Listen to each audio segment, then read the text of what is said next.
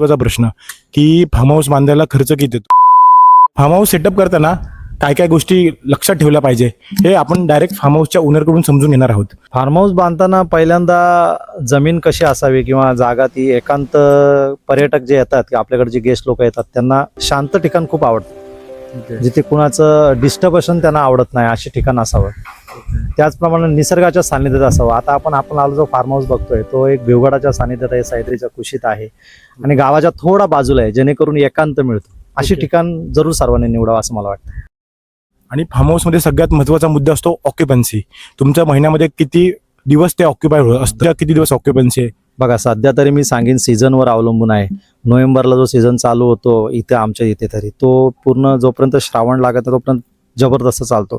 शनिवार रविवार तुमचा फिक्सच आहे आणि मधले वार पण तुम्हाला 1-2 दिवस मिळतच असतात, प्रश्नच नाही. 30 दिवसामध्ये किती दिवस 30 जातं. दिवसामध्ये एक 15 दिवस तुमचं 100% चालतं. मग तेवढ्यामध्ये प्रॉफिटेबल बिझनेस होतो. 100%. पुढे आपले जे व्ह्युअर्स आहेत त्यांना फार्म हाऊस सेटअप करायचं आहे तर त्यांनी कोणत्या महत्त्वाच्या अशा 2-3 गोष्टी लक्षात ठेवल्या पाहिजेत. सर्वात महत्वाची गोष्ट की त्या जमिनीमध्ये पाणी चांगलं पाहिजे. कारण पाणी आहे तर निसर्ग आहे.